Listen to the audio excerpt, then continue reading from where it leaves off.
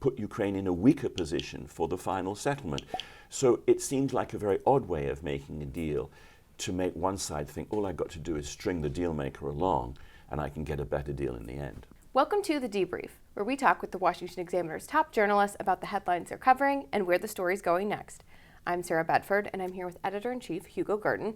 Hugo, you wrote in your column this week about President Trump potentially getting played by Russian President Vladimir Putin, like a balalaika, which I learned is a Russian instrument. Thank you for educating me. But why do you think Trump is maybe getting played here?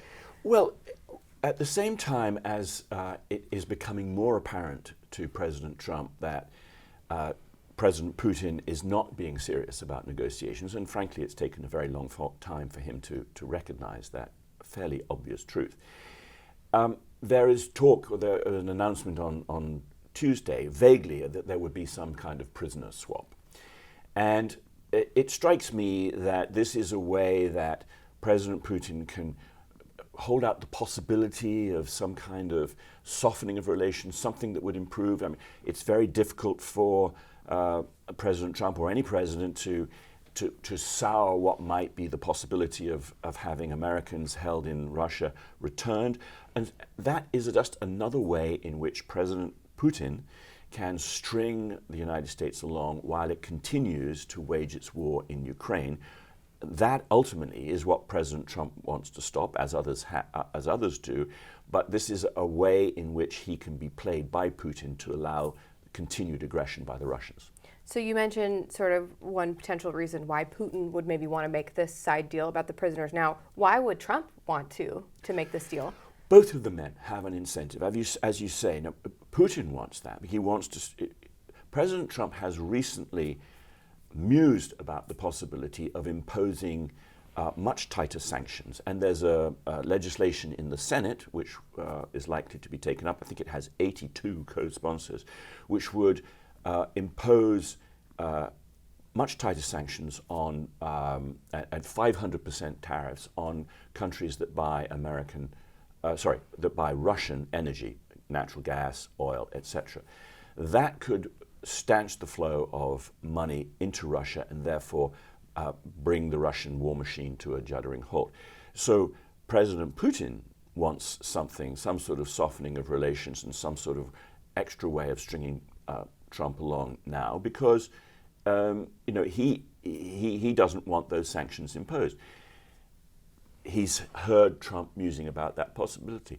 Why does Trump want something now? And that is, he campaigned last year saying that he would bring the war to an end, the war in Ukraine to an end in 24 hours. Now, that was an obvious and somewhat forgivable exaggeration. What he was basically saying was, I'm going to get this over and done quickly, where Biden failed. Well, he's now been in office 4 months or so, and he is not making any progress whatever. So the longer his failure to get something, to get the war ended, the more it looks to the public, the more it reveals to the public that his vaunted deal-making is not as effective as he would like them to believe.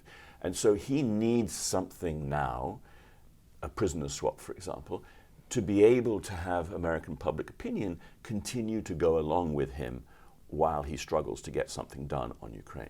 His much vaunted deal-making prowess, as you mentioned, it's something that he's campaigned on. It's central to his identity, his brand.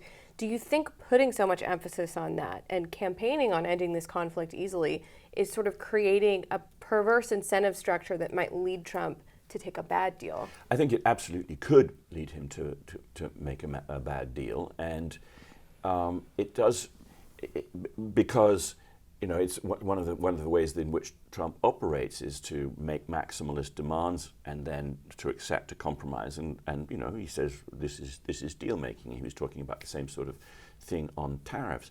The problem is that the way that he has conducted negotiations, or whatever you want to call them, with Russia, has actually called into question his ability to make deals, because whilst trying to get Russia to negotiate seriously, he's also talked about the possibility of